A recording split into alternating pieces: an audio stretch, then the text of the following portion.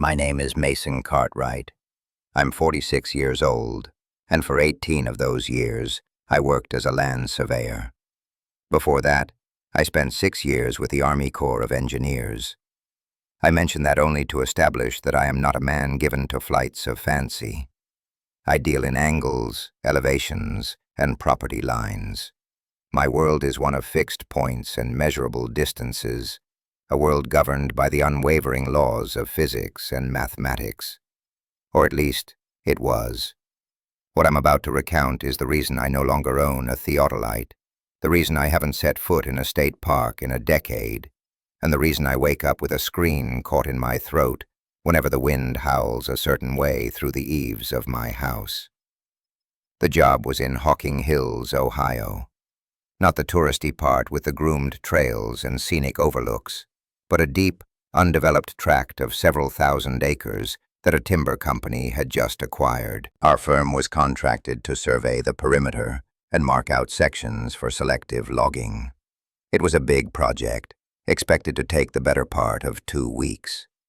The access was a winding, half-forgotten gravel road that deteriorated into a muddy 2-track miles before the property line. It was remote, the kind of place where your cell phone is just a pocket watch, and the only sound at night is the call of a barred owl. I liked it that way. The isolation was a kind of peace. There were 3 of us on the crew, me as the lead. Then there was Calvin Riley.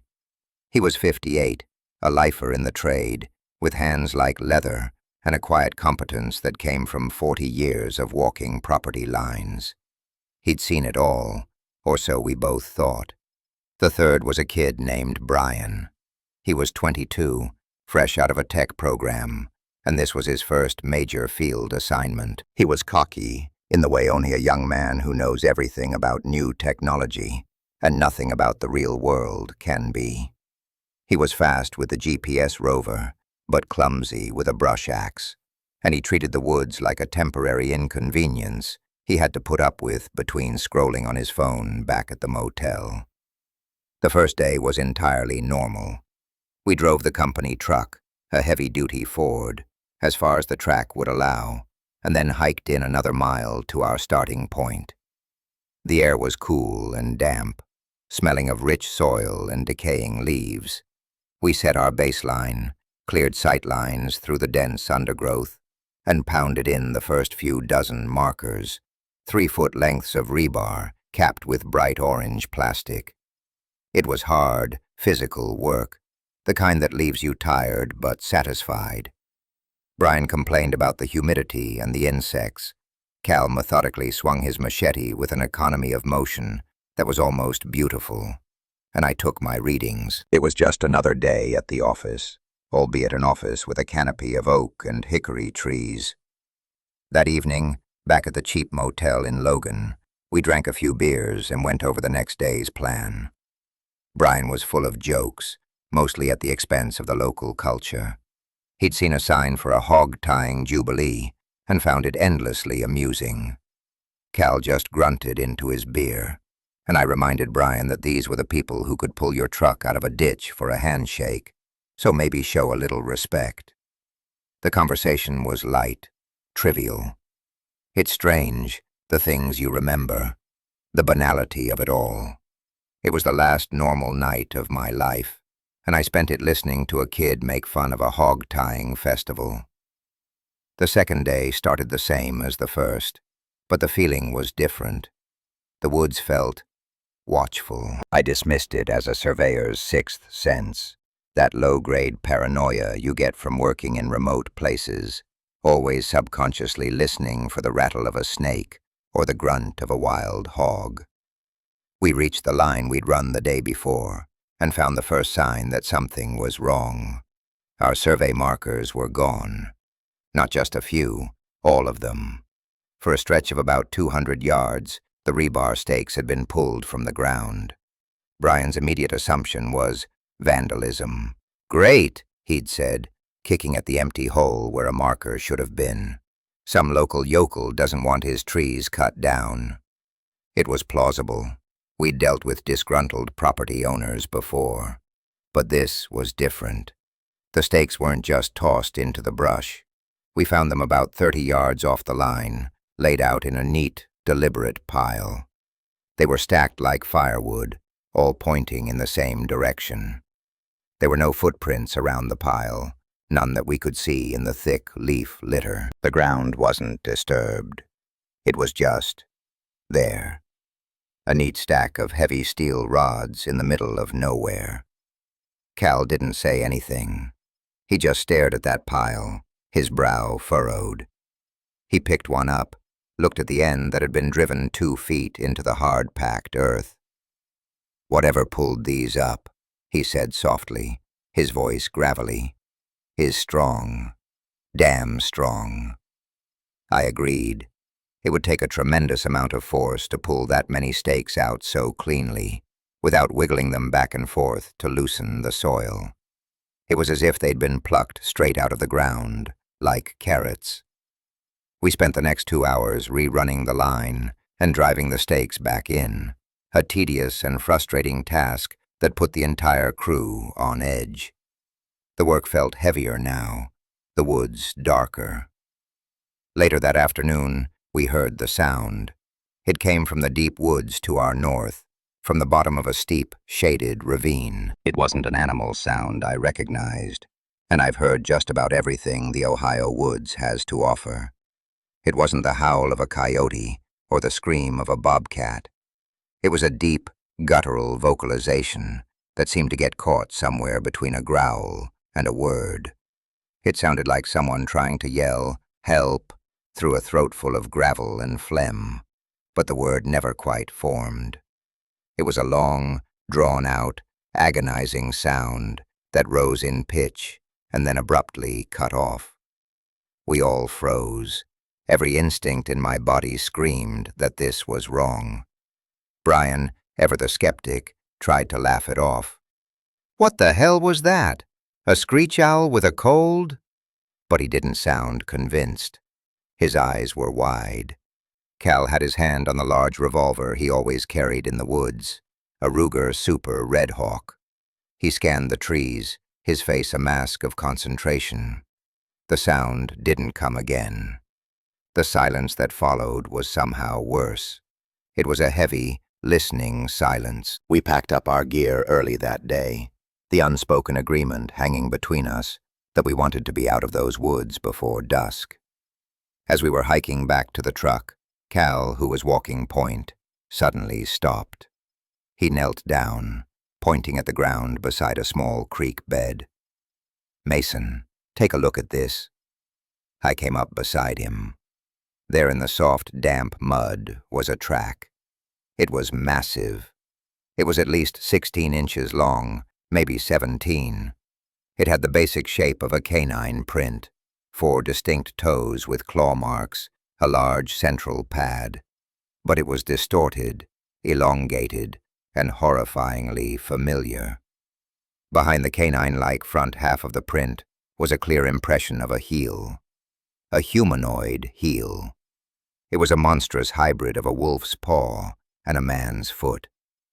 I'd been a hunter my whole life. I'd seen thousands of tracks: bear, deer, coyote, bobcat. This was none of them. A bear track is wide, flat-footed, with 5 toes. This was narrow, arched, digitigrade in the front, plantigrade in the back. It was an anatomical impossibility. "What in God's name?" I whispered. Brian came over, looked at it, and immediately went for his default setting: dismissal. "It's a bear track," he declared. "Probably a huge one, and it just slid in the mud or something." But it wasn't a slide. The edges of the print were crisp and clear. The detail was perfect. Cal wasn't listening to Brian. He was already unpacking a small bag of plaster of Paris from his field kit. He was old school. He liked to have physical evidence of boundary markers and other oddities. He meticulously mixed the plaster and poured it into the track. As he worked, I took out my phone and snapped a dozen pictures. placing my size 12 boot next to it for scale. My entire boot fit inside the length of the print, with room to spare. We found 2 more partial prints nearby, all from the same creature, all heading in the same direction we had heard the sound from earlier. We left the cast to harden, planning to retrieve it the next day. The drive back to the motel was silent. The easy camaraderie of the previous night was gone, replaced by a thick, unspoken dread. Something was out there in those woods with us, and it was big. The next morning, nobody wanted to go back. I could see it in their eyes. Brian tried to cover his fear with bravado, making jokes about Bigfoot, but his laughter was brittle. Cal was grim and silent, cleaning his revolver at the small motel room table before we left. I felt a cold knot of responsibility in my stomach. I was the crew chief. It was my job to assess the risks, to make the call. My rational mind, the surveyor, the engineer, told me there was a logical explanation for everything. It was a bear, an unusually large one. The markers were pulled by local kids with a winch. The sound was a fox. My gut, however, the part of the human brain that's been keeping us alive since we were hiding in caves, was screaming at me to get in the truck and drive back to the city and never look back. I didn't listen to it. That was my first mistake. We drove back down that gravel road, the truck's tires crunching ominously. The woods seemed to have drawn in on themselves, darker and more claustrophobic than before. We retrieved the plaster cast, which came out of the mud perfectly. The detail was chilling. There was no mistaking it now. This was not a bear. Seeing the track in solid 3-dimensional form, holding the weight of it in my hand, removed all doubt. It was the footprint of a predator that had no business existing. We decided to work in a tight group that day, no one straying more than 20 feet from the others. Every snap of a twig, every rustle of leaves in the wind, sent a jolt of adrenaline through me. We were prey, and we knew it. We worked with one eye on the transit, and the other on the dense, unmoving wall of trees that surrounded us. The air was still and heavy, and the woods were silent, utterly silent. No birdsong, no chattering squirrels, not even the buzz of insects. It was the most unnatural silence I have ever experienced. It was the silence of a place where all the small things are hiding from something very large. As the sun began to sink towards the horizon, painting the sky in shades of orange and purple, we were packing up the last of the gear at the truck. The dead silence persisted. I stood on the truck's tailgate, lashing down a case, and I happened to glance up at a ridge across the small valley from us, maybe 200 yards away. And I saw it. It was just a shape, a dark silhouette against the fading light. It was standing partially behind a massive oak tree, but I could see enough. It was tall, taller than any man I've ever seen. It was broad at the shoulders, impossibly so, and it was just standing there, watching us. My blood ran cold. I couldn't make out any details, just the form. A towering black shape that did not belong in the landscape. I opened my mouth to say something to Cal, but before I could, Brian saw it too. And he did the stupidest thing he could possibly have done. Cupping his hands around his mouth, he yelled, "Hey, we see you, you creep! Get out of here!" The sound of his voice, thin and defiant, shattered the oppressive silence. For a long second, the figure remained perfectly still. Then, with a fluid movement that was terrifyingly fast, it stepped back behind the tree and vanished. It didn't run. It just was gone. "Brian, you idiot!" Cal hissed, his hand once again on his revolver. "You never, ever engage something you don't understand." Brian's face was pale. His bravado had evaporated, replaced by a raw, primal fear. He was just a kid, trying to act tough. and he had just announced our presence to something that had been content to only watch us. The sun was almost gone now, and the woods were sinking into a deep, impenetrable blackness. The drive out on that two-track road was treacherous even in broad daylight. In the dark, it would be a nightmare. I made a command decision. It was the second, and worst, mistake of my life. "We're not driving out tonight," I said, my voice sounding more confident than I felt. "We'll be safer here. We'll camp in the truck bed, take watches." My thinking was that the truck, a solid piece of American steel, was a fortress compared to the open woods. We had food, water, and a base of operations. Leaving now in the dark seemed like the more dangerous option. We could get the truck stuck, have to walk out. We were better off staying put and leaving at first light. Cal reluctantly agreed. Brian was too scared to argue. We set up a crude camp. We didn't dare build a fire. We didn't want to advertise our exact location any more than Brian already had. We laid out our sleeping bags in the bed of the truck, under the fiberglass cap, and ate cold rations in the suffocating darkness. I took the first watch, sitting in the passenger seat of the cab with the window cracked just enough to listen. Cal's revolver lay on the dashboard in front of me. For the first 2 hours, nothing happened. The silence returned, absolute and unnerving. The moon was new, and the starlight was swallowed by the thick canopy of leaves. It was a darkness so complete it felt like a physical weight.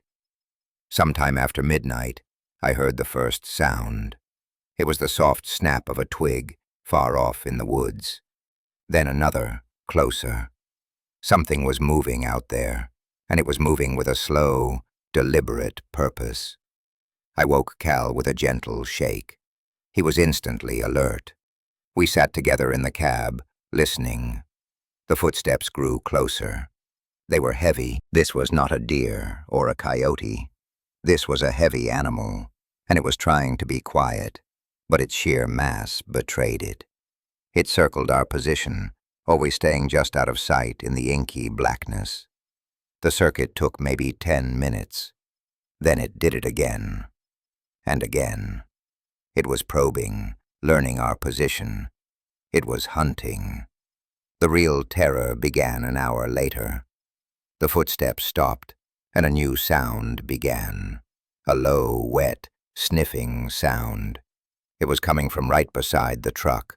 It was sniffing the tires, the doors, the tailgate. Deep, powerful inhalations, like a giant dog trying to decipher a scent.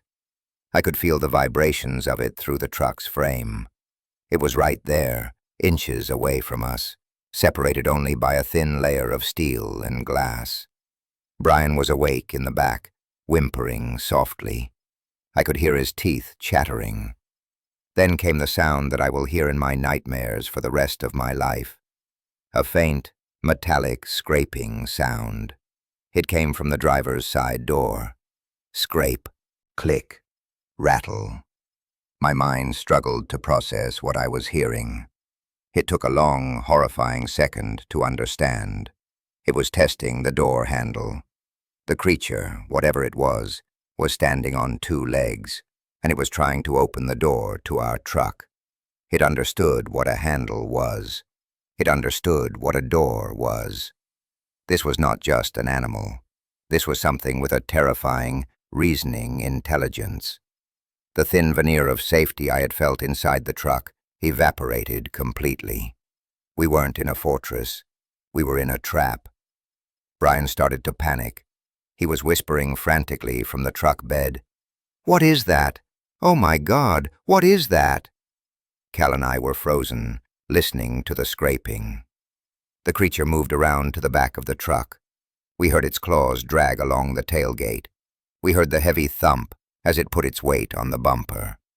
Then, the fiberglass cap over the truck bed began to lift. A deep, guttural growl echoed in the small space, a sound that felt like it was coming from the center of the earth. That's when Brian lost it completely. He screamed, a high, piercing shriek of pure terror. He fumbled for the powerful flashlight he kept in his bag, a big maglite. Against my frantic, whispered commands to stay still and quiet, he unzipped the back window of the cap and thrust the flashlight out. The beam cut a brilliant white cone through the darkness, and for the first time, we saw it.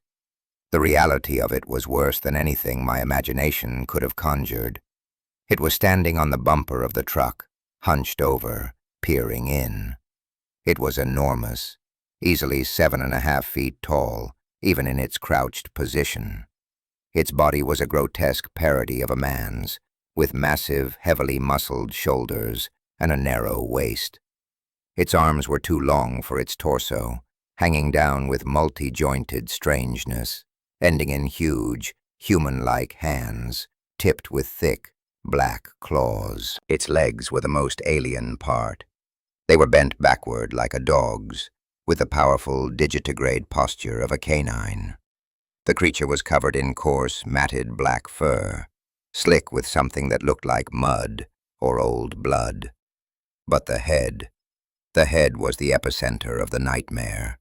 It was the head of a monstrous wolf or a German shepherd, but scaled up to impossible proportions. Its long snout was filled with yellow, dagger-like teeth, curled back in a permanent snarl. And its eyes were not the eyes of an animal. They were intelligent. They were a sickly, glowing amber in the flashlight's beam, and they stared at us with a look of malevolent, calculating hatred. It didn't flinch from the light. It just stared, its chest rumbling with that low, resonant growl. Brian's scream turned into a gurgle of choked-off horror. The creature reacted to the sound. It reared up to its full height, its head striking the top of the truck cap with a loud bang. It let out a deafening roar, a sound of pure predatory rage, and lunged. It didn't bother with the zipper or the window. One of its long arms swung, and the claws tore through the fiberglass and canvas of the cap as if it were tissue paper. The sound of shredding material was punctuated by Brian's final, terrified cry. Cal and I burst out of the truck's cab doors at the same moment. He had the Red Hawk in his hands, and I had the only thing I could grab in my panic, a 24-inch survey axe, heavy and sharp. The scene behind the truck was pure chaos. The creature had its head and shoulders inside the shredded truck bed. The sounds were wet and terrible. Cal didn't hesitate. He raised the revolver and fired. The boom of the .44 Magnum was deafening in the enclosed space of the valley. He fired again and again. 3 shots in quick succession. A piercing, inhuman shriek of pain and fury erupted from the truck bed. The creature pulled itself out, shaking its massive head. I could see dark, wet patches on its shoulder and flank where the bullets had hit. It was bleeding, but it wasn't stopping. If anything, the pain seemed to have enraged it further. It turned its glowing amber eyes on us, its lips peeling back from its gums in a terrifying snarl. It completely ignored Brian, who was now silent. We were the threat. It didn't charge us blindly. Its intelligence was on full display. It used the bulk of the truck as cover, moving with a speed and agility that was horrifying for something so large. It crouched behind the rear fender, peering at us, assessing. Cal fired again, and the bullet sparked off the steel of the truck, whining off into the darkness. "It's using cover," Cal yelled, his voice strained with disbelief. "Mason, it's using cover." Before I could respond, a rock the size of a bowling ball flew through the air and shattered the truck's windshield, showering the cab in a cascade of tempered glass. It had thrown it. The creature had picked up a rock and used it as a projectile weapon to disable our vehicle. It was taking away our means of escape. It was thinking, planning, hunting us with a terrifyingly tactical mind. It then began to move, not towards us, but around us, forcing us away from the relative safety of the truck. pushing us back towards the dark, open woods. It was hurting us. We were being systematically outmaneuvered by a monster from a child's nightmare. We were backed up against a small rock outcropping, the cold, damp stone at our backs. The truck was 20 yards away, a useless hulk of metal. Cal raised the revolver, pulled the trigger. Click. The empty sound was the most defeating noise I have ever heard. "I'm out," he breathed, his voice ragged. The creature seemed to know. It stopped its circling and stood up tall, its massive form blocking out the stars. It took a slow step towards us, its claws clicking on the stones. It was savoring the moment. This was the end. Its mouth opened, and a low growl rumbled in its chest. It was the same sound we had heard earlier in the day, that guttural, half-formed word. This close, it sounded like mine. In that moment, as my mind was shutting down from sheer terror, a single desperate thought cut through the fog. The emergency kit. Road flares. I screamed at Cal. "The truck! The flares! Distract it!" He didn't question me. He let out a raw, defiant yell and threw the heavy, useless revolver at the creature's head. The gun bounced harmlessly off its thick skull, but it was enough. The creature's attention shifted to Cal for a split second, its head tilting in what looked like curiosity. That was all I needed. I ran. I have never run like that in my life. It was a clumsy, desperate scramble over rocks and roots, my lungs burning. I didn't run towards the cab door. I didn't have time. I leaped onto the hood of the truck, my boots slipping on the dew-covered metal, and scrambled through the shattered void where the windshield had been. I landed in a heap on the front seat, glass crunching under me. The emergency kit was under the passenger seat. My hands, slick with sweat, fumbled with the latch. The creature had turned its attention back to me. I could hear its heavy, loping footfalls closing the distance. I ripped the kit open, my fingers finding the familiar cardboard cylinder of a road flare. I tore off the cap, my hands shaking so violently I could barely hold it. The creature was at the driver's side door. The truck rocked as it put its weight on it. I saw its huge, clawed hand reach inside the broken window. I twisted the flare cap, striking the igniter against the rough surface.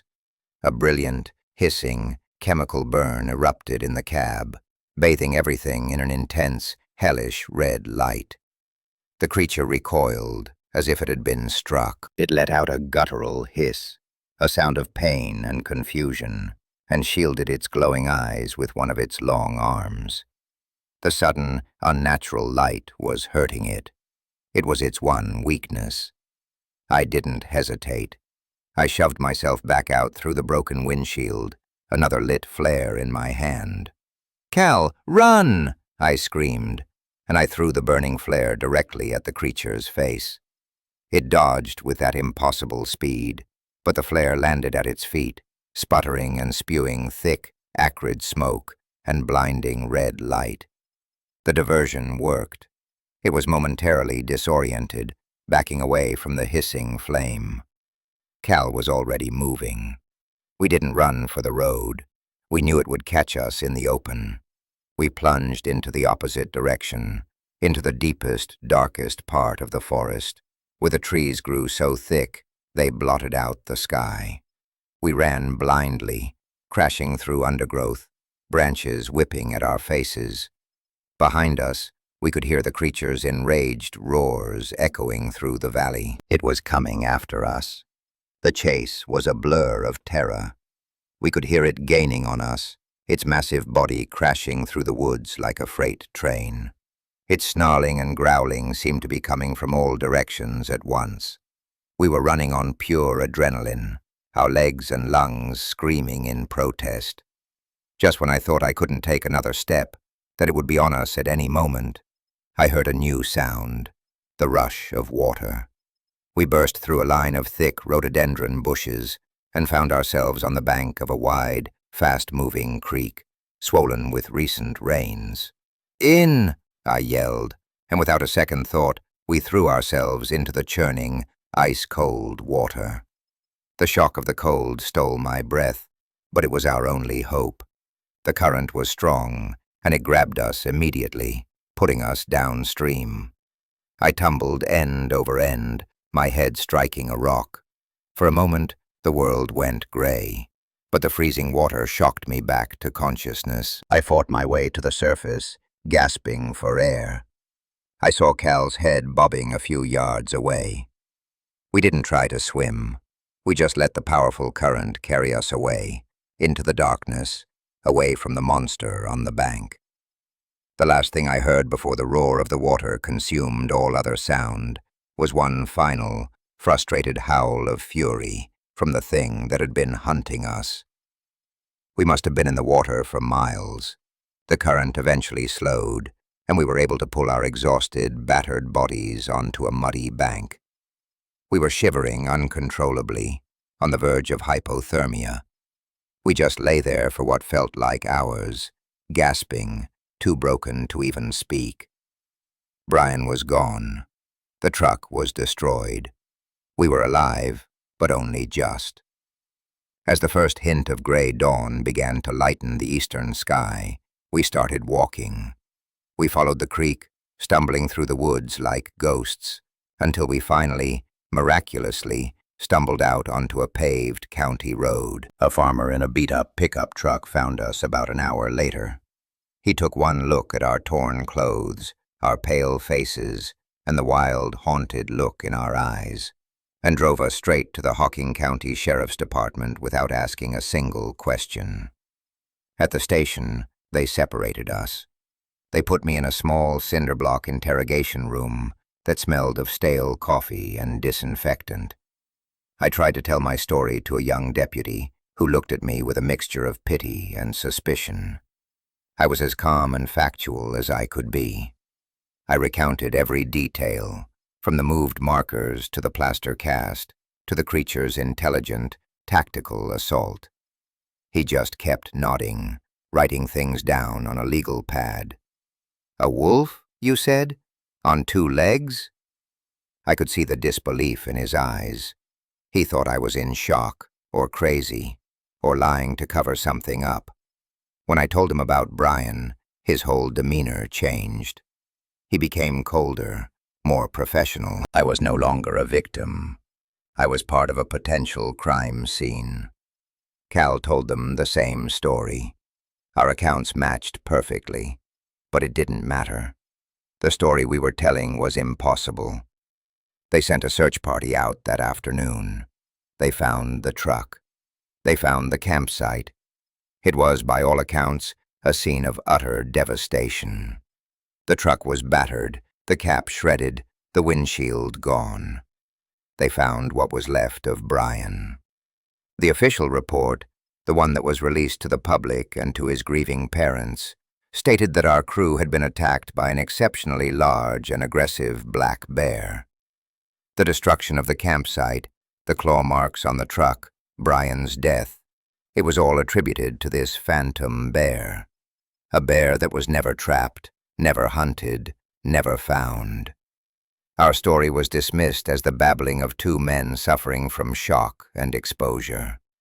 The plaster cast of the track that Cal had so carefully made, it was taken as evidence and was subsequently lost in a clerical error at the county evidence locker. The bullets Cal fired were never recovered from the scene. Every piece of physical proof we had was explained away or simply vanished. We were interviewed for 2 days, treated more like persons of interest than survivors. Eventually, they let us go.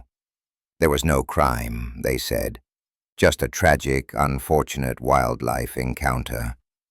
Just before I left, the sheriff, an older man with tired, knowing eyes, pulled me aside. He led me into his private office and closed the door. He didn't sit down. He just stood by his window, looking out at the town square. "Mr. Cartwright," he said, his voice low. "I've been the sheriff in this county for 30 years. My father was the sheriff for 20 years before that. People go missing in these hills, more than you'd think. Sometimes they find them, sometimes they don't. The ones they do find. Sometimes the official story doesn't quite match the scene. He turned from the window and looked me straight in the eye. I'm not going to tell you I believe in monsters, but I will tell you that there are some parts of this country, some deep, dark hollers, that you're better off just leaving alone. For your own sake, son, don't ever go back there. It wasn't an admission, not really, but it was the only validation I ever got. He knew.